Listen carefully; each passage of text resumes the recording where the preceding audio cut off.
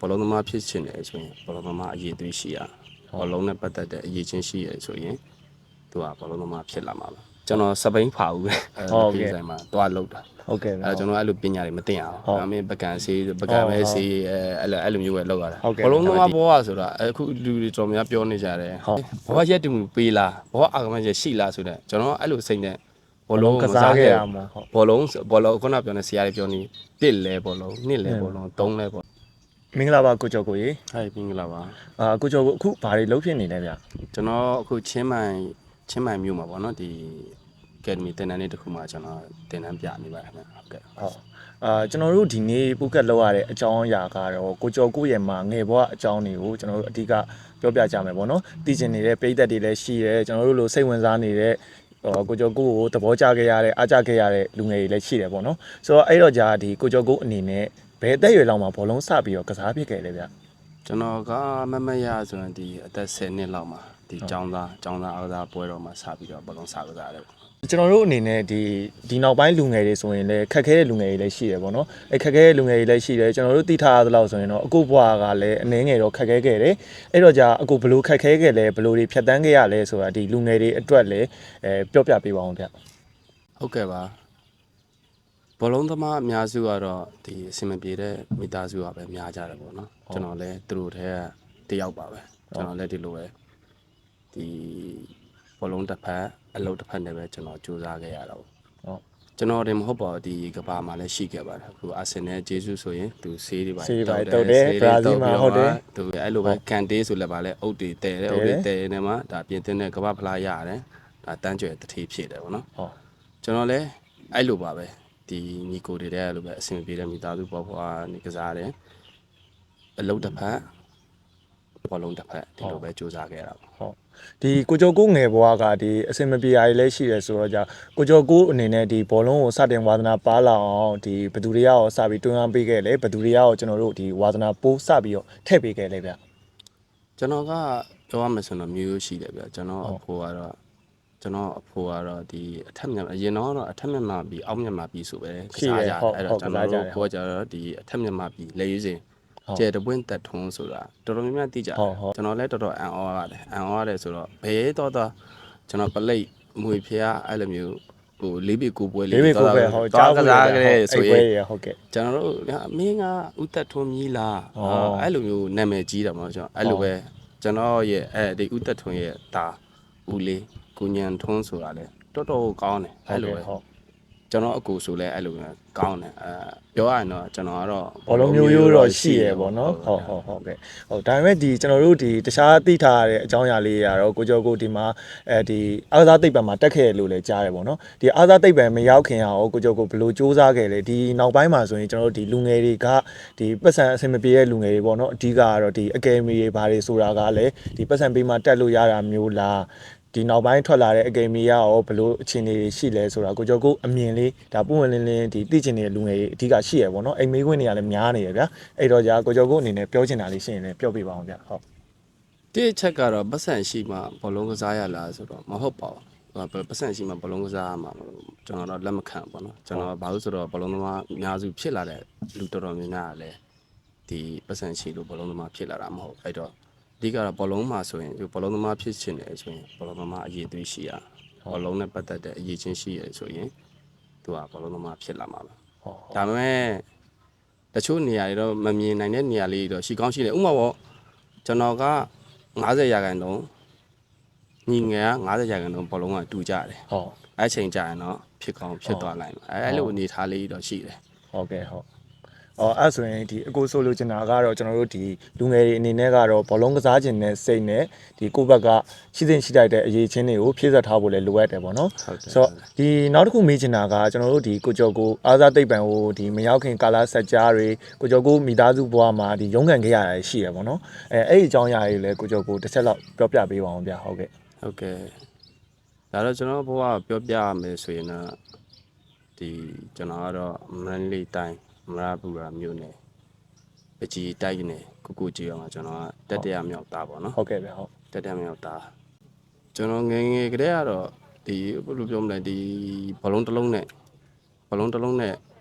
့လမ်းဘေးမှာပဲအဲ့လိုမျိုးဘောလုံးလေးနဲ့ဆွဲသွားတယ်အဲ့လမ်းဘေးမှာပဲ အိတ်လိုက်တယ်စားတယ်ဒါတော့ဘယ်လိုပြောလူမွေမဲ့ဟိုဘောစကားမပြောတတ်တဲ့အရွယ်အစကိုပြောပြတာပါကျွန်တော်ဘောလုံးမျိုးရှိတယ်ဆိုတဲ့ဟာလေးကိုပြောပြတာပါ ဟုတ်ကဲ့ဟုတ် ဒီတယောက်ကကျွန်တော်ဘောလုံးကိုလူသွားတယ်အချိန်ကြာကျွန်တော်ငိုကြွေးပြီးတော့လိုက်ပြီးတော့တောင်းတာတော့အဲ့ကြတော့ကျွန်တော်ရဲ့ကျွန်တော်ရဲ့ဦးလေးတွေကျွန်တော်ရဲ့အတော်တွေစီကနေပြီးတော့ပြန်ကြားခဲ့ရတာပေါ့နော် ဟုတ် တကယ်တမ်းဘောလုံးကိုထဲထဲဝင်ဝင်စူးစမ်းခဲ့ရတာတော့ဒီကျွန်တော်9တန်းလောက်မှာ9တန်းလောက်မှာကျွန်တော်9တန်းလောက်ကကျွန်တော်အဖေနဲ့အမေပေါ့နော်ကျွန်တော်အဖေနဲ့အမေအဲ့လိုအိမ်တော်ရေးအစီအမပြေရနေပြီကျွန်တော်အဖိုးနဲ့အဖွားစီမှာနေခဲ့ရတယ်ပေါ့နော် ဟုတ်ကဲ့ အဖိုးနဲ့အဖွားစီမှာနေခဲ့ပြီးတော့မှကျွန်တော်ပညာရှိဘူးတယ်ကျွန်တော်9တန်းလောက်ဖြစ်မယ်ထင်တယ် ဟုတ် အခုကျွန်တော်တို့အဖိုးနဲ့အဖွားစီနေအဖိုးရဲ့အဖွားဒီနေအိမ်ကဒီဂုံးပေါ်ကနေဆင်းလိုက်ရင်ကြောင်း ဟုတ် ကျောင်းရဲ့ပြီးမှာဘောလုံးကွင်းအဲ့လိုမျိုးပေါ့နော်ကျွန်တော်တို့ဒီဘောလုံးကွင်းအမြဲရင်းနှီးနေဘောလုံးအမြဲတမ်းကြားနေ အင်ရှိထွက်တာနဲ့ဘောလုံးကွင်းဖြစ်တယ်လို့ဖြစ်နေတာ ဟု ပေါ့ တ် နော် တယ်ဗျသမင်းစားလဲဘောလုံးတန်ကြားနေရတယ်အဲ့လဲဘောလုံးတန်ကြားနေရကြတော့ကျွန်တော်ကဘောလုံးနဲ့အရန်ရင်းနှီးခဲ့တယ်လို့ပဲပြောအောင်ပေါ့ ဟုတ် ဘောလုံးကိုကျွန်တော်ဒီအဲ့စနေသားကျောင်းသားပွဲမှာစပြီးတော့ရွေးဖြစ်ရှင်တော့ကျွန်တော်ဘောလုံးစပြီးတော့ကန်ကျင်တဲ့အနေထားမျိုးတွေစပြီးဖြစ်တယ်ပေါ့ကျွန်တော်9တန်းရွယ်9တန်းပဲပြောအောင်9တန်း 10နှစ်လောက်ပေါ့နော်ဟုတ်ကဲ့ 9တန်းလောက် 10နှစ် လောက် လောက် ပြော ပေါ့ဟုတ်ဒီကိုကျော်ကိုတို့ဘက်ဒီမှာတော့ကျွန်တော်ကြားဘူးတာလည်းရှိရပေါ့နော်အဲ့ plate တို့ဘာတို့မှာကျွန်တော်တို့နာမည်ကြီးတဲ့၄ပေ9ပွဲဆိုတာရှိရပေါ့နော် ဟုတ်တယ် အဲ့ဒီ၄ပေ9ပွဲတွေဘာတွေမှာအခုဘလိုတွေကျုံးခဲ့တယ်ခြေစွမ်းပြခဲ့တယ်ခင်ဗျာဒါလည်းကျွန်တော်တို့တစ်ချက်တော့ပြောပြပေးပါအောင်ဟုတ်ကဲ့ အဲ့တော့မမတတာတဲ့လိပိတ်ကိုကျွန်တော်မွေဖျားပွဲမှာဖြစ်ဖို့များတယ်အဲ့တော့2000ပြီးတော့2003လားမသိဘူး ဟုတ်ကဲ့ဗျဟုတ် 2003မှာရော်2002မှာ World Cup မှာရော်နယ်ဒိုကနာမည်ကြီးတယ် ဟုတ်ကဲ့ဟုတ်ကဲ့ဟုတ် အဲ့တော့ကျွန်တော်လည်းသဘောကျတယ် ဟုတ်ကဲ့ဗျ အဲ့မွေဖျားပွဲမှာကျွန်တော်အဲ့အုံမခွက်ကွေလေးကိုကျွန်တော်လည်းညက်တယ်ဗျာ မြတ်တယ်ဩ ကျွန်တော်အုံမခွက်ကွေလေးနဲ့ညက်ပြီးတော့အဲ့မွေဖျားပွဲမှာထင်တယ်ကျွန်တော်နန်တဝန်ကျွန်တော်တငယ်ချင်းရန်အောင်ဝင်းဆိုတာရှိတယ်ရန်အောင်ဝင်းအဲ့ဘက်ကတသိန်း ဟုတ် ကျွန်တော်က ရောင်ဝင်းဆိုတာဟိုကျွန်တော်တို့တည်ရဒီမြမလေစဉ်ဘောလုံးသမား ဟုတ်တယ်ဗျာညာဘက် right back ကဟုတ်ကဲ့ဗျဟုတ် အဲ့ညာဝင်းကစားသမားဗျာသူကအဲ့တော့ striker striker သူကအဲ့တော့မှာ capre อ๋อဟုတ် ကျွန်တော်ကဒီဘက်မှာရွှေလွန်းပြန်လူငယ်ရွှေလွန်းပြန်တော့ကျွန်တော်တို့ဒီအဲ့ဒီအနာဝင်းကျင်တွေပါဖလဲရွာအဲ့ဘေးနာစင်ကိုင်အဲ့ဝင်းကျင်နာ ဟုတ်ကဲ့ဗျ အဲ့အတင်းလေးမှာကျွန်တော်ကူစားပြုပြီးကန်တာ ဟုတ်ကဲ့ဗျဟုတ် final မှာဆရာသမားနဲ့တွေ့တယ်ဗျအဲ့လိုကျွန်တော်လည်းအုံမခွက်ကေလေးနဲ့ final မှာသူကလည်းတကိုးသွင်းတယ်ကျွန်တော်ကလည်းတကိုးသွင်းတယ်တေးကြတယ် ဟုတ်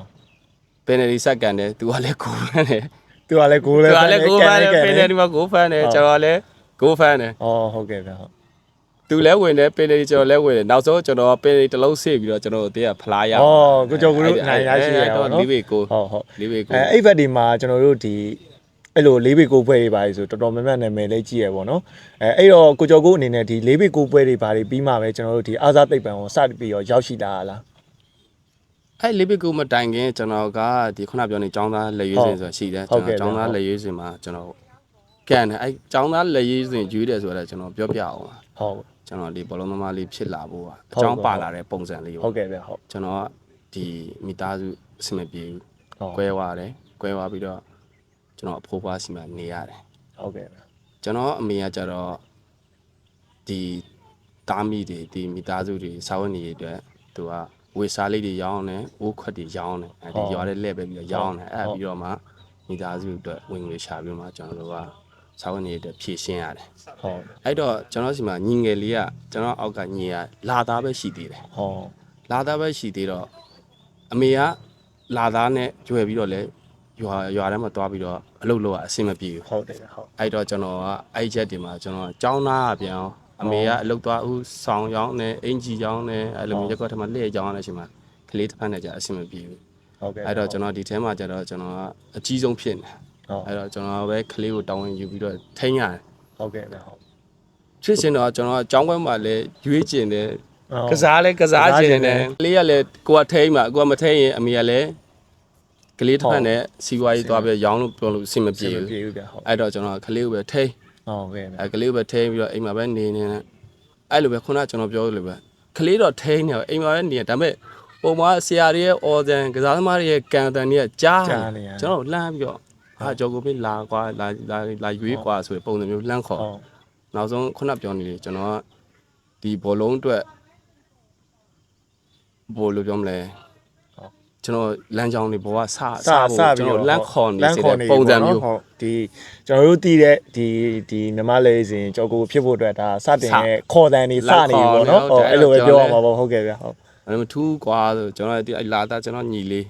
းလာတာလို့ကျွန်တော်ပိုက်ပြီးတော့ကျွန်တော်အဲ့လိုရွေးရမယ်ဘာမဟုတ်ဘူးဒါပေမဲ့ကျွန်တော်တော့အဲ့လိုမျိုးတိနေတယ်ကြားနေတယ်ဒီဟာလေးကိုတိနေတယ်ဒါပေမဲ့ကျွန်တော်ရှောက်သွားတယ် ဟုတ်ကဲ့ ရှောက်သွားဒီတိုင်းဟောဒီတိုင်းကလေးလေးဖိုက်ပြီးတော့သူတို့ကန်နေတာရွေးနေတာဆရာကြီးလုံနေကြိုက်နေတာကြည့်ဒီတိုင်းကြည့်နေကန်ကောင်းကျင်တော့တယောက်သူတို့ကစားနေတဲ့တစ်ဖွဲ့တယောက်ကနာဝါတယ်ဗျာ อ๋อ နာဝါပြီးတော့နောက်ဆရာလည်းကျွန်တော်ဘောလုံးသမားများဘောလုံးကန်တက်လာလားမကန်တက်လာလားမသိဘူး မသိဟုတ် မေဘောလုံးကန်ကျင်လားဆိုပြီးတော့လာမေးတာ ဟုတ် ဘယ်ကျွန်တော်ဆရာကျွန်တော်ကန်ကျင်တယ် ကဲချင်းနေ ကျွန်တော် ဒါပေမဲ့လေဟုတ်ကဲ့ ကျွန်တော်ကလေးလေးဒါပေမဲ့သူကမရှိတော့ ဟုတ်ကဲ့ ကျွန်တော်ညီလေးအိတ်နေကလေးလေးကိုချဘေးနားမှာချတော့ကျွန်တော်ဝင်ရွေးလိုက်တယ်ဗျာအဲ့မှာចောင်းသားဘောက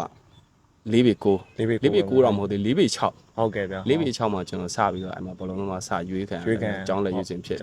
ဟုတ်ကဲ့ဗျာအဲဒါအခ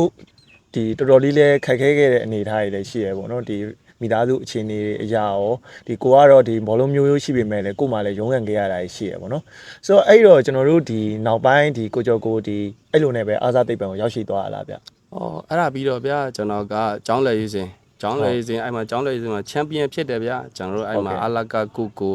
နောက်ရွှေကျေးရဲ့ចောင်းအဲ့မရပူရာမြို့နယ်တဲ့ကចောင်းအဲ့လိုအလကာចောင်းနေចောင်းပေါင်းစုံပြိုင်ပွဲမှာ ဟုတ် ကျွန်တော်တို့အသင်းကချန်ပီယံဖြစ်တယ်အဲចောင်းပွဲကနေဆိုမြို့နယ်ရွေးလိုက်ပြီ ဟုတ်ကဲ့ဟုတ် မြို့နယ် selection ပါတယ်မြို့နယ်ကျွန်တော်ပါသွားပြန်ပြီ ဟုတ် မြို့နယ်မှာလည်းအဲ့လိုပဲအဲကျွန်တော်ရွေးရတယ်ရွေးခံရတယ်မြို့နယ်မှာလည်းကျွန်တော်ကန့်ဝင်ရတယ်အဲ့တော့မန္တလေးအဲ့လိုတော့မမိတော့မန္တလေးမြို့ထဲမှာသွားပြီးကန့်ဝင်ရတယ် ဟုတ် အဲ့လိုဟုတ်တယ်မန္တလေးမဟုတ်မရပူရမြို့နယ်ဆိုဒီစင်ကြီးနှစ်ကောင်အခုငလီလုံးမှာငလီထဲမှာ ဟုတ်ကဲ့ဗျာဟုတ် မငလီမဖြစ်ခင်အဲ့နာမှာကျွန်တော်အားလေးရှိတယ်အဲ့ဟိုဇေယျလေးရှိအဲ့ဇေယျထဲမှာကျွန်တော်ကလီလေးတွေကန့်ဝင်ပြီးအဲ့လိုပြိုင်ပွဲမြို့နယ်ပွဲတွေဝင်လာမြို့နယ်ပွဲမှာလည်းကျွန်တော်ချန်ပီယံဖြစ်တယ်ချန်ပီယံမြို့နယ်ပွဲမှာချန်ပီယံဖြစ်ပြီးတော့ခရိုင်မှာထပ်ပြီးတော့အရွေးခံရတယ် ဟုတ် ခရိုင်မှာထပ်ပြီးတော့အရွေးခံရတယ်ခရိုင်မှာလည်းချန်ပီယံဖြစ်တယ်အကောင်းဆုံးကစားသမားစုတွေလည်းရချန်ပီယံဖြစ်တယ်ခရိုင်မှာလည်းအဲ့တော့ခရိုင်ရွေးပြီးတော့တိုင်းနယ်ပြည်နယ်မှာကျွန်တော်ပြန်ပါတယ်တိုင်းနယ်ပြည်နယ်မှာထပ်ပြီးရွေးခံရပြန်အောင် ဟုတ် အဲ့လိုပဲဒီလိုတစင်ပြတိုင်းနယ်ပြည်နယ်ရွေးခံတယ်တိုင်းနယ်ပြည်နယ်ကျွန်တော်2003ဖြစ်မယ် ဟုတ်ကဲ့ သက်73ည2003 ဟုတ်ကဲ့ သွားရွေးခံတယ်အော်သွားပြိုင်တယ် ဟုတ် အဲ့ဒါအုပ်စုပွဲမှာကျွန်တော်စကိုင်းနဲ့ကြားတယ်နောက်စကိုင်းပါမယ်နောက်ပြီးတော့ချင်းလားမသိချင်းလားကချင်လားဘယ်လိုလဲအဲ့ပါမွန်ပါမယ် ဟုတ်ကဲ့ဗျာဟုတ် မွန်မန္တလေးစကိုင်းနောက်တစ်သိန်းတော့ကျွန်တော်လည်းမသိတော့အဲ့လိုလေးသိန်းအုပ်စုလေးလိုမျိုးပေါ့တိုင်းတစ်ပြည်နယ်အုပ်စုလေးကစားတော့ကျွန်တော်တို့ကအုပ်စုတော့ကျွတ်သွားတယ် ဟုတ် အုပ်စုတော့ကျွတ်သွားအဲ့ကွ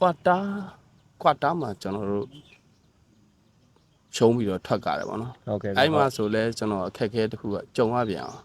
်ဘာကြုံရလဲဆိုတော့ကျွန်တော်တောက်လျှောက်ဒီခရိုင်ပွဲမှာမြို့တော်တောက်လျှောက်အကောင်းဆုံးစုတွေအကောင်းဆုံးကစားလာခဲ့ရတယ် ဟုတ် အဲ့တော့အတွေ့အကြုံလေးတစ်ခုကမျှဝေတာပါ ဟုတ်ကဲ့ဗျာဟုတ် ကျွန်တော်နဲ့နေရာတူတစ်ယောက်ရှိတယ် ဟုတ် နေရာတူတစ်ယောက်ရှိတယ်ဆိုတော့သူနာမည်လည်းတော့မတ်တော့မမိတော့ပါဘူး ဟုတ်ကဲ့ဗျာဟုတ် ဒါပေမဲ့ तू ကကြတော့အဲ့လိုပဲခုနကကျွန်တော်တို့ပြောနေသူကဘာဖြစ်တယ်ဆိုတော့အဲ့လိုတယောက်ပါလာ ဟုတ် ဗျာ ကဲ့ဗျာအကန့်အနေနဲ့ ကန်နေပါလာ तू ကဒီအဲ့တော့လည်းကျွန်တော် right win ပါ तू ကလည်း right win ပါပဲ ဟုတ်ကဲ့ ဒါပေမဲ့ကောင်းတယ် तू ကောင်းတယ်တပထမတစ်ပွဲတော့ကောင်းတယ်ဒါပေမဲ့ဒုတိယပွဲတွေကျတော့တိတ်မဟုတ်တော့ ဟုတ် ဒါပေမဲ့ကျွန်တော်တောက်လျှောက်သူ့ထက်ဟိုကောင်းခဲ့တယ်လေကျွန်တော်ဒီအကောင်းဆုံးတောက်လျှောက်ယူခဲ့တယ် ဟုတ်ကဲ့ ဒါပေမဲ့အဲ့မှာကျွန်တော်မတုံးဘူးပေါ့ဗျာ ဟုတ် အဲ့ quarter final မှာလည်းကျွန်တော်မတုံးတော့ရှုပ်ဒီလိုပဲထားလိုက်ပါရှုံးပြီးတော့ကျွန်တော်တို့ပြန်လာခဲ့တယ် ဟုတ် အိမ်ကိုပြန်လာကျွန်တော်အဲ့တော့အဖိုးနဲ့နေပြီကျွန်တော်အဖိုးကချပြီးတော့ကျွန်တော်အဲ့တော့ရှုံးလာကျွန်တော်အဲ့လိုစိတ်ပြက်လက်ပြက်နဲ့အဲ့လိုမျိုးကျွန်တော်စုတစိတ်တွေပါမယူလာနိုင်ဘာမှမယူလာနိုင်အဲ့တော့အဖိုးကစပြီးကျွန်တော်ပြော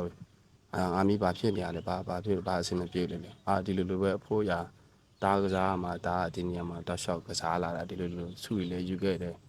ဒီတစ်ခေါက်စုမရတော့ကျွန်တော်စီတဲ့အဆင်မပြေဘူးကျွန်တော်ဘယ်လိုဖြစ်မလဲအဲ့တော့အဖိုးကကျွန်တော်စပြောဟုတ်တယ်ငါမြည်တဲ့အဖိုးတို့ခေတ္တတော့လည်းရှိခဲ့တယ်ပေါ့နော်ဘောလုံးဆိုတာသူတို့ကတော့တွေးကြုံရပြောပြတာပေါ့သူတို့ဘောလုံးကိုကိုယ်ထဲဟိုနှစ်40လောက် ဖြတ်တန်းပြီးခဲ့ပြီသူတွေ့ကြုံပြောဖိုးကတော့ပြောတာပေါ့ငါမြည်တဲ့ဘောလုံးကန်တာလည်းစီးပွားရေးပဲတဲ့စီးပွားရေးလောက်ကလည်းစီးပွားရေးပဲတဲ့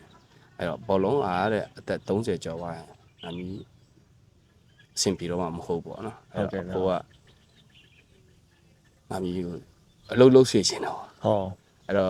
တော့အလုပ်ကိုပဲပို့ပြီးအားပေးတယ်ဟုတ်ကဲ့ဟုတ်အလုပ်ကိုပဲအားပေးရဆိုတော့အဲ့ကျစဉ်းစားရအောင်အသက်73မိဘတွေကလည်းဘယ်လိုမျိုးစနေတဲ့မှာလည်းမပါဘူးအဲ့လိုမျိုးစနေတကျအဆုံးကပေးနေကိုကြက်မှတ်ပေးတဲ့ထဲမှာအရင်မရှိဘူးပေါ့နော်ဟုတ်ကဲ့ဗျအဲ့တော့အဖိုးရဲ့စကားကိုပဲပြောတော့အဲ့တော့ကိုတွေးဝေရအောင်ဟာဟုတ်ကိုဘောလုံးကလည်းကန်ကျင်ဟုတ်ကဲ့အဖိုးပြောတာလည်းဟုတ်နေပြန်အဲ့စဉ်းစားအဲ့လိုတွေးဝေးနောက်ပိုင်းကျတော့ကျွန်တော်ကန်ကျင်တယ်ကျွန်တော်ဘောလုံးကိုပဲကန်ကျင်တယ်ဟိုအေးဟုတ်ပြီโอเคမင်းစိတ်ဖြတ်ပြီးလားဘောလုံးပဲကန်ကျင်ပြီလားဟုတ်အဲဆိုရင်ကျွန်တော်တို့ဒီအာသာတိတ်ပံဆိုတာစာယူဖို့ရမ်းဟုတ်မန္တလေးအာသာတိတ်ပံမန္တလေးအာသာတိတ်ပံမန္တလေးအာသာကားပညာတိတ်ပံအဲ့အကြောင်းရွေးဖို့စာပြီးလုပ်ပြီးဆိုတော့ကျွန်တော်တို့အဲ့ဒီရွာမှာဒီကိုကျွေးရအဲ့ဘောလုံးကွင်းမှာကျွန်တော်ရဲ့ဆရာရင်းပေါ့ဆရာအောင်ကျော်စိုးဆိုတာရှိတယ်ဟုတ်ကဲ့ဗျဆရာအောင်ကျော်စိုးကသူအဲ့လိုပဲလူငယ်လေးတွေကိုသူကကြတော့ဘောလုံးသမားမဖြစ်ခဲ့ဘူးအခုအဲ့လိုပဲသူဝါသနာပါတယ်ကျောင်းဆရ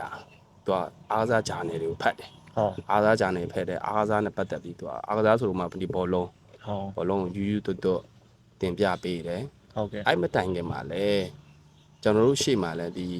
ီကိုစောထက်အောင်တို့ဟုတ်ကဲ့ညီမလည်းကိုစောထက်အောင်တို့ဒီကိုစောလင်းထွန်းတို့ဆိုတာဒါသူဒီဆရာရဲ့တပည့်အရင်းနေပဲအဲ့တော့ကျွန်တော်အာသာတိတ်ပံစတက်ပြရတဲ့အကြောင်းရကိုစောထက်အောင်အဲ့ဒီကနေသွားတာကိုစောထက်အောင်ဆိုတာသူတို့အရင်တော့ကျွန်တော်တို့ကဘောလုံးမျိုးပဲရှိတာဒါပေမဲ့အဲ့ရှေ့ကိုဆက်ပြီးတော့မသွားခဲ့ဘူးကျွန်တော်ဦးလေးလည်းမသွားဘူးအဲ့လိုတိတ်ပံနေပါတယ်နဲ့စနစ်ကြမသွားခဲ့အဲ့တော့ကိုစောထက်အောင်အားတဲ့အာတိတ်ပံသွားရတယ်ပေါ့နော်အဲ့တော့မန်းလေးမှမရှိသေးဘူးသူကရန်ကုန်မှာသွားတက်ကြတာအဲ့တော့အဲ့လိုပါအာသာတိတ်ပံအင်းကြီးအာသာဝေဆိုင်နေကိုကအားကြပြန်အောင်သူ့ကိုလည်းကြည့်အားကြပြန်အောင်အဲ့တော့သွားရတယ်ကျွန်တော်တို့အဲ့လီဒီဆရာဆရာအောင်ကျော်စိုးဆိုတဲ့ဟာဆရာဒီကွင်းမှာလာတဲ့ညနေဆိုရင်သူထွေးနေမောင်းတယ်အဲ့သူထွေးနေမောင်းတယ်သူကသိတာဒီကျတော့ဆရာတင်းစာဖတ်တယ်လေတင်းစာဖတ်တယ်လေအားသာကြတယ်ဖတ်တယ်ဆိုဒီရက်မန္တလေးမှာလူရွေးပွဲရှိတယ်လာခေါ်ပြီးအဲ့တော့တပည့်တွေလာသွားကြမယ်ဆရာရဲ့ဦးစီးမှုနဲ့ကျွန်တော်တို့သွားရွေးဟုတ်ကဲ့အာသာတိပံကျောင်း2004မှာ2004မှာကျွန်တော်တို့သွားရွေးကြတယ်ပေါ့2004မှာဒီဆရာနဲ့ကျွန်တော်တငယ်ချင်းတွေပါတယ်မိုးမြင့်သူစင်ကြီးနောက်ဘာကာဆိုတာဒီရခိုင်တို့ဘာလို့မှကစားခဲ့တယ်ကျွန်တော်လည်းရအောင်ဝင်းတို့ဘာလို့ကျွန်တော်အဲ့လေတက်နေတယ်ပဲဒါပေမဲ့သူတို့ကကျတော့ဒီတိုင်းနဲ့ပြည်နယ်နဲ့သူတို့ကစကောက်တင်းယူလာတာဟုတ်သူတို့ကဟိုမှာစကောက်လေးပါလာပြီးသားဟုတ်ကဲ့ဗျာကျွန်တော်ကကျတော့မဟုတ်ဒီမှာထက်ရွေးရပြန်ထက်ပြီးဝင်းတိုးရတာဒီမှာထက်တိုးရတာဘယ်လိုတွေလဲဆိုကြမ်းခိုင်မှုတွေစစ်ဆေးရတာဘယ်လိုလဲမီတာ100ပြေးရတာတို့ဟုတ်မီတာ400ပြေးရတာတို့အလျားခုံဟာဒိုက်ထိုးဘဲဒီဒါတော့ကြက်ခိုင်မှုဟုတ်အဲ့ဒါကြီးလည်းပါတယ်နောက်ဒီဘောလုံးနဲ့ပတ်သက်ပြီးတော့စကီပိုင်းဆိုင်ရာတွေအဲ့ဒါလေးတွေနဲ့ရွှေတယ်လို့ကျွန်တော်ထင်ရတယ်အဲ့တော့2004မှာပဲကျွန်တော်ကဒီဆရာနဲ့တွားပြီးတော့ကျွေးတယ်ခုနတငယ်ချင်းတွေလည်းပါတယ်တွားရွေးကြတာပေါ့ဟုတ်ကဲ့ဗျဟုတ်ကျွန်တော်2004မှာဟုတ်တယ်2004မှာကျွန်တော်ဒီအာသာတိတ်ပံကိုတွားရွေးဖြစ်တယ်ပေါ့ဟုတ်ကဲ့ဒီအကိုရမှာဒီငယ်ဘွားအကြောင်းကလည်းတကယ်ကိုစိတ်ဝင်စားစရာလည်းကောင်းပါတယ်ပေါ့နော်အကိုကလည်းဒီနေရာတိုင်းမှာကြည့်ရတာတော့အကိုငယ်ကနေကအကောင်းဆုံးဆိုတဲ့အရာတွေကိုပဲအကိုပိုင်ဆိုင်ခဲ့ရအောင်လဲကျွန်တော်တို့ဒီအကိုပြောပြသလောက်အရာသိရတယ်ပေါ့နော်ဒါပေမဲ့ကျွန်တော်အခုဒီကျွန်တော်သိထားတာလေးတစ်ခုရှိရပေါ့နော်ဒီအကိုငယ်တော့ကအကိုအနေနဲ့တခြားအလုပ်တစ်ခုကိုလည်းလုပ်ပြီးမှဒီဘောလုံးအကစားကိုကန်ခဲ့ရတယ်ဆိုတဲ့အနေအထားလေးတွေလည်းတွေ့ရပေါ့နော်အရင်လွယ်ကူမနေဘူးဗျာအရင်လွယ်ကူမနေဘဲနဲ့အကိုအနေနဲ့လည်းဒီအလုပ်တစ်ဖက်နဲ့ကန်ခဲ့ရတယ်ဆိုတဲ့အခြေအနေလေးတွေလည်းကျွန်တော်တို့ဒီဖက်ရှုဘူးရပေါ့နော်အဲ့ဒါနဲ့ပတ်သက်ပြီးတော့လည်းအကိုပြောပြပေးပါအောင်ဟုတ်တယ်ဗျာကျွန်တော်ကအဲ့လိုမျိုးခုနအဖိုးတဲ့အဲ့အဖိုးစီပြန်ရောက်သွားဟုတ်ကဲ့အဲ့လိုမျိုးတိုင်းအဖိုးကကြလဲအဲ့ဒါကိုတစ်ခါကြလဲတော့မလွတ်ရှင်ဘူးဒီဘောလုံးပဲလက်လွတ်ခွက်ကြည့်မလွတ်ခင်ဘာလို့ဆိုတော့သူကလည်းဒီဘောလုံးကနေပဲစခဲ့တာဆိုတော့ဘောလုံးကဘယ်လောက်ထိအသက်မူဝမ်းကြောင်းပြုတ်နိုင်လဲသူ့ဘဝကဘယ်လောက်ထိအထောက်အကူပြုတ်နိုင်လဲဆိုတာကိုသူကသိခဲ့ရတယ်ဟုတ်ကဲ့သိခဲ့ရတော့သူကအသက်မူဝမ်းကြောင်းတစ်ခုကိုကျွန်တော်အတင်းတင်ခိုင်းတယ်ဟုတ်ကဲ့ဗျာအတင်းတင်ခိုင်းတယ်ကျွန်တော်စပိန်ဖာဦးပဲဟုတ်ကဲ့စပိန်အဲ့အဖိုးကသွားပြီးစပိန်ဖာဒါပေမဲ့ဘာလဲ ကျွန်တော်စပိန်သွားဖာတယ်ဒါပေမဲ့ကျွန်တော်အားလဲချိန်စပိန်ပါညာမရှိဘူးဆိုတော့ကျွန်တော်ဘောလုံးသွားကန် ဟုတ်ကဲ့ အဲ့လိုပဲဟိုကိုကဟိုဒီလောက်တာလုံနေရမှာဒီကောင်ကဝါသနာမပါဘူးကျွန်တော်ဝမ်းအဲ့ငယ်တဲ့အချိန်ဆိုဝမ်းစာလည်းမသိဘူးအဲ့တော့အဖိုးကတင်ဆိုတော့လို့တွားတင်လိုက်တာကိုရဲ့အမှတလလည်းမထူကြနှစ်လလည်းမကျော်ဖာတာမတက်လောက်အဲ့တော့တွားဒီဟာပဲထားလိုက်ကိုဘောလုံးပဲအောင်ဆိုင်ရောဘောလုံးပဲအောင်ဆိုင်ပြီးတော့နောက်အဖိုးအဲ့လည်းမရဟာအမေဘာဖြစ်လဲဆိုတော့အဖိုးကျွန်တော်ကြိုက်ဘူးပြအဲ့လိုကလေးဆိုကျွန်တော်ဒီကကျွန်တော်ဘောလုံးပဲကန်မှာဘာညာဆိုကလေးအဖိုးပဲအတင်းဟုတ်ကဲ့အမေရဟိုငါမြေးရဲ့ဘောလုံးကလည်းဟုတ်ခုနပြောသလိုပဲဘောလုံးကလည်းစီးပွားရေးပဲဒါပေမဲ့ရေရှည်မှာငါမြေးအဲ့လိုထက်ဘွားအာမကန်ချက်တစ်ခုပေးဖို့ကြတော့ခတ်တယ်ပေါ့ခတ်တာပေါ့ဖိုးနဲ့မြီးနဲ့တောက်လျှောက်ဆွဲနေဟုတ်နောက်ဆုံးတော့ကျွန်တော်ကပဲကလေးကဘယ်လိုငယ်တော့ကိုပိုင်ပတ်ဆက်လည်းမရှာနိုင်ဘူးအဲ့တော့ဒီအဖိုးကပဲကျွေးမွေးပြည့်စုံချောင်းရှာတာအဖိုးစကားပဲငါမြေးဥပ္ပိဒါမင်းဒါဝါသနာမပေါ့အဲ့ဆိုရင်မင်းစပင်ညက်ကောတဲ့ဝါလာပါစပင်ညက်ဆိုင်လဲသွားဗျာစပင်ဟုတ်ကဲ့စပင်ညက်ဆိုင်အဲ့လိုတော့ဘိုးစပင်ညက်အဲ့လိုတရားနေဟုတ်သေးပါဘူးဗျာစပင်ညက်အဲ့တော့စပင်ညက်ကဆိုင်ရလို့မရှိဘူးစပိန်နဲ့ဟိုဦးလေးနောက်မှာပုံကြီးတင်ကျွန်တော်တို့ငယ်ဟုတ်ကဲ့ကြုံခဲ့ဘူးလေခင်ဗျာဟုတ်အဲ့လိုစပင်ညက်ဆိုင်ဟိုတရားလည်းမရဘူးတရားတော့ဝါသနာဒါလည်းဝါသနာမပါဘူးဟုတ်အဖေပါဝါသနာပါတယ်ဟုတ်ကဲ့ကျွန်တော်ဘောလုံးပဲကဲ့ကျင်တယ်လို့ကျွန်တော်ဘောလုံးပဲလို့ဟုတ်အဲ့လိုတော့မရဘူးသူထက်ဆွဲပြအောင်နောက်ဆုံးဖြစ်သွားတော့ဒီလက်ဖေးဆိုင်လေးဟုတ်ကဲ့ဒီလက်ဖေးဆိုင်လေးမှာကျွန်တော်အဆင်ပြေသွားတယ်အဆင်ပြေသွားလဲဆိုတော့ဒီကောင်ကိုနိုင်ကလည်းတည်တယ်ဒီကောင်ကိုအတွက်အားလက်ချိန်လည်းရှိတယ်ဒီလက်ဖေးဆိုင်ဆိုတာလည်းဘယ်လိုပြောမလဲလူအများနဲ့ဒီလူလည်းများလူအများနဲ့ပေါင်းတင်ဆက်ဆံရတာတွေပါအဲ့လိုကိုရဲ့မိသားစုဝင်နေနဲ့ရတယ်ဗျာအဖိုးရတယ်ဒါပေမဲ့ဒီဆိုင်ပိုင်ရှင်တွေကလည်းကျွန်တော်အဖိုးနဲ့အတိလူရင်းနေဟုတ်ကဲ့ဒီဆိုင်မှာဖြစ်ကျင်တော့ကျွန်တော်ဟိုလိုမျိုးသူများစီပါသွားရင်ကျွန်တော်အလုပ်သမားလို့လုပ်ရတယ်ဟုတ်ကဲ့ဒီဆိုင်မှာကျတော့မဟုတ်ဘူးအဲကျွန်တော်အဖိုးအလုပ်သမားလို့မလုပ်အောင်ကျွန်တော်လည်းကြာကြာနာပညာတွေတင်ပေးတယ်ဟိုဝင်ဒီရမယ်ဒီဟာတချို့ဆိုကျွန်တော်အဲ့မတိုင်ခင်မှာလည်းလက်ဖေးဆိုင်တွေလှုပ်ဖူးတာပဲအဲ့တော့အဖိုးကတော့ပို့ပေးတာမဟုတ်ဘူးဒီကိုကိုတက်လက်ဖေးဆိုင်မှာတွားလှုပ်တာဟုတ်ကဲ့ကျွန်တော်အဲ့လိုပညာတွေမသိအောင်အမေပကံဆေးပကံပဲဆေးအဲ့လိုမျိုးပဲလုပ်ရတာဟုတ်ကဲ့ဒါပေမဲ့ဒီဆိုင်တွေဒါကတော့ရွာဆိုင်တွေပေါ့ရွာဆိုင်တွေမှာကျတော့အမိသားစုပုံစံမျိုးလေးဒါပကံဆေးရကြီးလဲစားရကြီးလဲသူတို့နဲ့အတူတူကောင်းကောင်းစားရတယ်နောက်ကျတော့ပညာလေးတင်ပေးတယ်အခုဖလာတာရိုက်တာဘာညာဒီကြရင်လည်းသူကပံ့ပိုးပေးတယ်ဟုတ်ကဲ့ဟုတ်ပံ့ပိုးပေးတယ်ဆိုတော့ဘယ်လိုမျိုးလဲဆိုတော့အခုကျွန်တော်အခုလူရွေးပဲရှိတယ်လူရွေးပဲရှိတယ်ငါတူရင်ငါတားရရောမမိုးလေး100နဲ့အဲ့တော့ဆိုရင်100နဲ့ဆိုကားလေးရကားတော့ပြမန္တလေးနဲ့ဒီကျွန်တော်ဒီမရဘူးလားနဲ့ဒီစကိုင်းကားလေးစီးပြီးတော့တွားလို့ရတယ်အဲ့တော့ဒီလက်ဖေးဆိုင်လေးတော့ကျွန်တော်တို့အဆင်ပြေသွားတယ်အဲ့ပြီးကြတော့သူကလည်းဘလုံးကန်နေပွဲရှိတယ်ဘာညာဆိုရင်သူကလွတ်ပေးတယ်ဟုတ်ကဲ့ဗျအဲ့ဒီလက်ဖေးဆိုင်လေးမှာပဲကျွန်တော်ကလုံးဆက်ရှယ်လုံးတယ်အားလက်ချိန်နေဆိုကျွန်တော်ဘလုံးလေးတွားကန်အဲ့လိုမျိုးပဲဟောလုံးတစ်ဖက်အဲ့ဒီလုံးတစ်ဖက်ဘလုံးတစ်ဖက်နဲ့ဟုတ်နည်းနည်းလေးတော့ live balance ဖြစ်အောင်လို့တော့စူးစမ်းခဲ့ရတာလေးတော့ရှိရပါတော့အဲ့လိုစူးစမ်းပြီးတော့မှဒီတိတ်ပံချောင်းဟုတ်ကဲ့ဗျဟုတ်ရအောင်ယူခဲ့ရတော့ဟုတ်ကျွန်တော်ဒီတိတ်ပံချောင်းကိုရောက်သွားပြီးတော့နောက်ပိုင်းမှာအခုအနေနဲ့ဒီဘောလုံးကန်ဖက်နက်တွေပါတယ်ရောအခက်ခဲတွေပါတယ်ရှိခဲ့သေးလားဗျအဲ့လိုအခက်ခဲလေးရောရှိခဲ့သေးလားဟုတ်ကဲ့ဒီမရောက်ခင်ပေါ့မရောက်ခင်အခက်ခဲရလို့တော့အရန်ကြီးတော့မဟုတ်ပေါ့နော်ဘာလို့ဆိုတော့ဟာတာလေးတစ်ခုလည်းပြောပြအောင်ကျွန်တော်အဲ့လိုမျိုးဒီအသက်73လောက်ဆိုတော့ကျွန်တော်အဲ့တုန်းကကျွန်တော်စီမှာအဲ့ယူရဘောလုံးကန်ဖက်နက်ကလုံးဝမရှိတာဟုတ်ဘောလုံးကန်ဖက်နက်ကလုံးဝမရှိအဲ့ခေအနေထားနဲ့ဝယ်ဖို့ကိုခက်ခဲမှာပဲရှိတော့ရှိတယ်ဘယ်လိုပြောမလဲဒီတရုတ်ဘတ်တာလေးပဲအဲ့ကြလဲကိုကမကြိုက်ပြန်ဟုတ်ကိုရှိမှာကိုဦးလေးကစီးနေအမေသူကအဲ့တုန်းကသူထင်တယ်ပန်ခဲအောင်လေးနဲ့တွေ့ဟုတ်ရသူကတော့အဲ့တုန်းကကျွန်တော်ထင်တယ်သူကကျတော့ဒီစီးပွားကူတန်းတော့အဲ့လိုဝင်းကြီးထနာပွဲတွေလာတိုင်းနေပြည်နေတော့သူကန်နေပြီဟုတ်ကဲ့ပဲဟုတ်သူကဖက်နက်လေးတွေရှိတယ်ဟုတ်အဲ့တော့ကိုကဘာလုပ်လဲဆိုသူဖက်နက်လေးကိုယူပြီးအဲ့မှာပါတယ်မတော်တဲ့ဖက်နက်ကိုပါတယ်အင်ကြီးစားတွေထိုးတဲ့အဲ့ရွယ်ညနေကွင်းဆိုအဲ့သူဖက်နက်လေးတွေယူပြီးတော့သွားတာပေါ့နော်ဟုတ်ကဲ့ဗျာပြောချင်တာတော့အခက်အခဲရှိလားဆိုတော့အဖိုးကအမျိုးကြံတော့ပတ်စံထုတ်ပေးတယ်ဟုတ်ကဲ့ကျွန်တော်အဲ့မှာအရာသိပ်ပံရွေးသွားပြီရွေးကျွန်တော်ဖက်နက်မရှိဘူးရွေးသွားပြီဖက်နက်ကမရှိရရှိရင်တော့မှဖက်နက်ကအဲ့လိုအရင်ဟိုအောင်ဖြစ်မလို့အဲ့တုန်းကလည်းဟိုဝယ်တယ်ဆိုတော့မှကျွန်တော်အဲ့တုန်းကပန်အောင်ကျွန်တော်မဝယ်ခဲ့နိုင်ပါဘူးကျောင်းကိုထားရစပေါ်လန်အနီလေး ဟုတ်ကဲ့ဗျာ 9000လောက်ပဲပေးရမယ် ဟုတ်ကဲ့ စပေါ်လန်အနေနဲ့9000အဲ့ဒါလေးနဲ့စပြီးတော့အဲ့တုန်းကအဲ့တစ်ချက်ပေါ့ ဟုတ်ကဲ့ အရင်အခက်အခဲမရှိဘူးဆိုပေမဲ့လည်းအဖိုးကဝယ်သူလိုအပ်တဲ့ခါကျရင်ရအောင်ထုတ်ပေး ထုတ်ပေးရပါတော့ဟုတ် အဲ့ ကဲ့ တော့ဖနက်နဲ့ပတ်သက်ပြီးတော့ခက်ခဲမရှိပြီးကြတော့ဒီအာသာတိပန်ကြောင်ရောက်တော့တယ်ကျွန်တော်အဲ့လိုပဲကျွန်တော်တို့ပေးတာကျတော့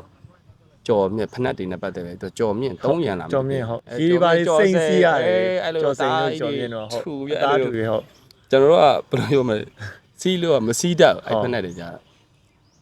ာစစီးပြီးဒီထပ်ပေါ်လန်းဆိုတာနှုအရင်နှုထိုင်းရလာထိုင်းပြီ ဟုတ်ကဲ့ နောက်မှစပေါ်လန်းပြီးရင်ပန်ပြီးနောက်ပါလဲဒါရအဲ့3မျိုးလောက်ပဲဒါ ဟုတ်တယ်ဗျ ကောင်းကောင်းဟို အဓိကအများစုကတော့ကျွန်တော်တို့လည်းအိတ်ကမိလိုက်တာကတော့ဒီစပေါ်လန်ခေတ်လည်းမိလိုက်တယ်ပေါ့နော်ကြော်မြင့်တို့ဘာတို့ကတော့ရေပါစိမ့်စီးရတဲ့အခြေအနေမျိုးတွေပါရှိတာပေါ့နော် ကိုကအဲ့ကြတော့မလုပ်လဲဆိုတော့အကောင့်လေးတွေတွားရောက်2000လားမသိဘူးရတယ် ကြော်မြင့် တရံ ဟုတ် 2000 3000 6000 ဟုတ် 1000ကြိုက်ပြီကိုကအဲ့ပန်တိုင်းရတို့အဲ့လိုမျိုးလုပ်ပြီးတော့စီးတာ စင်ပြေတွေလောက်ရတာဗော အဲ့လိုမျိုးပဲဟိုဖနက်နဲ့ပတ်သက်ပြီးတော့အဲ့လိုမျိုးရှိခဲ့တယ်ပေါ့နော် ဟုတ်ကဲ့ဗျာ တခါကြီးကြားလဲအဲ့လိုမျိုးပြတ်သွားပြီးပြတ်သွားကိုဖနက်အစ်စ်လိုချင်ပြီဆိုရင်လည်းသွားပြီးတော့ဟိုငိုခဲ့ဘူးတယ်ပူစားခဲ့ဘူးတယ်ဘူးလေးရှိမှလည်းကြုံခဲ့ဘူးတယ်ဒါကတော့အဲ့စကူးမကူကြားမှာပေါ့ကျွန်တော်ဒီအာသိပ္ပံနေထွက်ပြီးတော့ကျွန်တော်ထွက်တာတော့မဟုတ်ဘူးအာသိပ္ပံနေကျွန်တော်ဒီဘက်U40 လား U70 လားကျွန်တော်ကန့်ဝင်ရတယ်ကန့်ဝင်တဲ့အချိန်မှာကျွန်တော်ဖနက်ကတော့တော်တော်လေးလိုအပ်နေလိုအပ်နေဆိုတော့ဦးလေးကအဲ့မှာစွမ်းရင်ဝင်ကြီးဌာနမှာမသိဘူးကန်နေတယ်အဲ့လိုလေးရှိရဆိုတော့ကျွန်တော်ဦးလေးစီကနေပြီးတော့ဖနက်လေးတွားပြီးတော့အဲ့လိုမျိုးတောင်းခဲ့ဘူးလေလို့တော့ထင်တာပဲ ဟုတ်ကဲ့ဗျာဟုတ်အခုအနေနဲ့ကြာလဲကျွန်တော်တို့ဒီဘောလုံးသမားကိုဒီဘောလုံးသမားတယောက်ဖြစ်လာတော့မယ်ဆိုပြီးတော့ဘယ်ချိန်တွေမှာစပြီးယုံကြည်ချက်ရှိလာလဲဗျဟုတ်ကဲ့ဒီကလေးဘွားတော့ကန်နေဖြတ်တန်းနေအရင်မတွေ့ဘူးပေါ့နော်ဒါပေမဲ့ဒီအားစားသိပ္ပံတွေရောက်သွားတယ်ဒီဘောလုံးအတိုင်းဝိုင်းတွေကိုရောက်သွားပြီဆိုတော့အခုအနေနဲ့ငါဘောလုံးသမားအဖြစ်ရက်တီလို့ရပြီဆိုတာကိုဘယ်အသက်အရွယ်လောက်မှာစပြီးတွေးမိတယ်လဲဟုတ်အဲ့ဒါလေးတော့ပြောပြပေးပါ မှန်တိုင်းပြောရရင်ကျွန်တော်ဒီဘောလုံးပေါ်မှာဒီအရှိရကိုယ့်အကိုကြီးတွေကိုအားချခဲ့တာဒီကိုစောထောင်းကိုစောတဲတဲတို့ညမလေးရှင်ဆိုတဲ့ဒီသူတို့ကျွန်တော်တို့ဒီရွာကွင်းလေးကိုသူတို့ပြန်လာပြီဆိုရင်သူတို့ရဲ့အဝတ်စားတွေဝတ်ပြီးကျွန်တော်တို့ကအဲ့ဒါလေးတွေကျွန်တော်ရဲ့မျက်စိရှိမှမြင်စရာပဲအဲ့ဒါလေးကကျွန်တော်တို့တကယ်အိမ်မက်ပဲ ဟုတ်ကဲ့ ကျွန်တော်တို့အားချခဲ့ရတဲ့အနေအထားလေးတွေတခုအဲ့တော့ကျွန်တော်တို့ကဘောလုံးကိုကျတော့ဘယ်အခုကတော့ခစ်တွေပြောင်းလာပြီလေအခုဒီအင်တာနက်ခစ်တွေပါဆိုတော့ဘယ်ရောက်ဘယ်လိုကန်ပတ်စံဆိုတဲ့အရာအရင်တော့ပတ်စံကိုမကြည့်ရအောင်အရင်တော့ဒီ USA တတိုင်းနိုင်ငံလေရင်ကိုစားပြုဒီမှာမှာဘတ်တစိတ်တင်ကြရတာပေါ့နော်ဟုတ်ကဲ့အဲ့ရဲ့ယူရချက်နဲ့ပဲကျွန်တော်တို့ကဘောလုံးကစားခဲ့ကြတာ ဟုတ် အခုခုနညီပြောနေဒီကိုဒီ professional ဘယ်လုံးဖြစ်ကြမယ်အဲ့လောက်ထိကျွန်တော်တို့မှအဲ့လိုမျိုးဟိုကြကုံကြကဲနဲ့စူးစမ်းခဲ့တာပေါ့ဒီကိုရီရဲ့ဒီလေရေးရှင်ဆိုတဲ့အားကြပြီးမှာပဲရှေ့မှာဟုတ်ကဲ့ အဲ့လိုပဲဘယ်လောက်မှစပြီးတော့ခုနပြောညီလောက်ဘယ်လောက်မှကိုဘောလုံးသမားလို့ရက်တီလို့ရပြီလဲဆိုတော့ကျွန်တော်ဘောလုံးသမားဘောကဆိုတာအခုလူတွေတော်များပြောနေကြတယ်ဟုတ် ဘောလုံးသမားရက်ပါတယ်ဘောရက်တီမှုပေးလားဘောအာကမချက်ရှိလားဆိုတဲ့ကျွန်တော်အဲ့လိုစိတ်နဲ့ဘောလုံးကစားခဲ့ရမှာဟုတ်ဘောလုံးခုနပြောနေဆရာတွေပြောနေ1လဲဘောလုံး2လဲဘောလုံး3လဲဘောလုံးဘောလုံးဖြစ်နေလို့ကိုချစ်ပြီးတော့ကစားခဲ့ရ အဲ့လိုတချို့ဒီကောင်ကျွန်တော်တခုပြောပြရရင်သူများရဲ့ training ပြီးသွားပြီtraining ပြီးသွားပြန်ညာလောက်က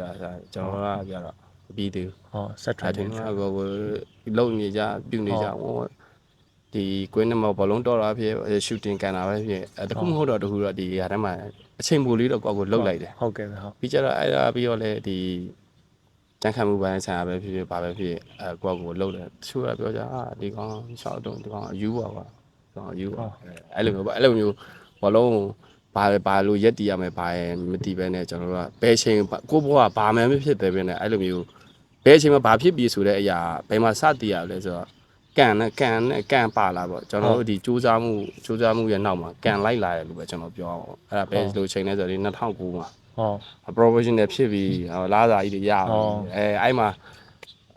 စပြီးတော့ဘယ်လိုပြောမလဲ professional ပြောင်းမှအဲ့မှာစပြီးတော့ကိုဘောကကိုရက်တီလို့ရပြီဆိုတဲ့အရာ ဟုတ်ကဲ့ အဲ့မှာပဲစတည်ရတာဒါပေမဲ့ကိုကဘောလုံးသမားကြီးဖြစ်ပြီလားဆိုတော့ကျွန်တော်ဘယ်မှာစပြီးစိတ်ခံစားရလဲဆိုတော့အဲ့လောက်ထိဟိုကိုကဆရာကြီးဖြစ်ပြီဆိုပြီးတော့အဲ့လိုမျိုး ကိုယ်စိတ်ထဲမှာဘယ်တော့မှအဲ့လိုမျိုးဟို professional ရရက်တီလို့ရပြီဆိုတဲ့ပုံစံမျိုးလေရွေးရှင်ပါပြီဆိုတဲ့ပုံစံမျိုးစခံစားရတာမရှိသလောက်ပဲ ဟုတ်ကဲ့ဗျာ မရှိသလောက်ပဲကိုကဒီကိုလိုအပ်နေစေရလိုအပ်နေစေရဆိုပြီးတော့ဆက်ပြီးတော့စူးစမ်းနေတယ်အဲ့လိုမျိုး ကျွန်တော်တို့ဒီနေ့ဒီအပိုင်းလေးကတော့ကျွန်တော်တို့ဒီကိုကျော်ကိုရဲ့မှာငယ်ဘဝအကြောင်းနေအဓိကထားပြီးပြောမှာဖြစ်တယ်ပေါ့နော်အဲ့တော့ကျွန်တော်တို့ဒီနောက်ထပ်အပိုင်းနေမှာလေဒီကိုကျော်ကိုရဲ့မှာဒီဖြတ်တန်းခဲ့တဲ့အခုဆိုရင်ကျွန်တော်တို့အားကစားသိပ္ပံကိုရောက်ရှိသွားပြီနောက်ပိုင်းကျရင်ကိုကျော်ကိုတက်တန်းလိုက်ကန်ခဲ့တဲ့ဒီလေယူစဉ်အကြောင်းအရာလေးတွေလည်းထပ်ပြီးမေးကြမယ်ပေါ့နော်ဆိုတော့ကိုကျော်ကိုအနေနဲ့ကကျွန်တော်တို့ဒီနောက်ဆုံးပိတ်အနေနဲ့ပေါ့နော်ဒီအင်တာဗျူးလေးရဲ့မှာဒီပိုကက်လေးရဲ့မှာနောက်ဆုံးပိတ်အနေနဲ့ကိုကျော်ကိုဒီအားကြနေတဲ့အားကြခဲ့ရတဲ့သူတွေရှိတယ်ကိုကျော်ကိုအိုက်တော့ဒီစံပြကစားသမားအဖြစ်ထားတဲ့ဒီလူငယ်ကစားသမားတွေလည်းရှိတယ်ပေါ့နော်ဆိုတော့အဲ့လိုလူတွေအတွက်လည်းကိုကျော်ကိုသူတို့မေးချင်တဲ့မေးခွန်းတွေပဲဖြစ်ဖြစ်ဘာပဲဖြစ်ဖြစ်ပေါ့နော်ကိုကျော်ကိုဖြည့်ဆွက်ပြီးတော့ဒီပြောချင်တာလေးရှိရင်လည်းကျွန်တော်တို့ပြောပြပါအောင်ဗျဟုတ်ကဲ့ ဟုတ်ကဲ့ဒီ pocket စင်စီလေးကိုကြည့်နေတဲ့ကျွန်တော်ရဲ့တငယ်ချင်းညီကိုမောင်တော်များကျွန်တော်ရဲ့ဘဝအတွေ့အကြုံလေးတွေနဲ့ပတ်သက်ပြီးမေးချင်တာပဲဖြစ်ဖြစ်ဘောလုံးအကြောင်းနဲ့ပတ်သက်ပြီးတော့မေးချင်တာပဲဖြစ်ဖြစ်ကျွန်တော်တို့ဒီအစီအစဉ်ကနေမှာ comment ဘာညာတရက ဟုတ် social media comment တွေမှာဟုတ်ကဲ့မှန်ခဲ့လို့ရပါတယ်ဗျကျွန်တော်တို့ဒီနောက်ထပ်ကျွန်တော်တို့ဒီကိုကျော်ကိုရမှာဒီဘဝအကြောင်းနေကျွန်တော်တို့နောက်ထပ်ကျွန်တော်တို့ဒီတင်ဆက်ပေးမယ့်အကြောင်းအရာတွေကိုလည်းဒီကိုကျော်ကိုရမှာ social media တွေဖြစ်တဲ့ကျွန်တော်တို့ဒီမှာ Facebook page တွေ YouTube channel တွေကျွန်တော်တို့ TikTok channel တွေမှာလည်းကျွန်တော်တို့တင်ဆက်ပေးအောင်မှာဖြစ်ပါတယ်ဗျကျွန်တော်တို့လည်းဒီမှာ link လေးတွေလည်းဒီကျွန်တော်တို့ video ရဲ့မှာကျွန်တော်တို့ comment box မှာပဲဖြစ်ဖြစ်ကျွန်တော်တို့ထည့်ပေးထားမှာဖြစ်ပါတယ်ဗျဟုတ်ကဲ့ okay ဟုတ်ကဲ့ကိုကျေးဇူးပါကို see you see you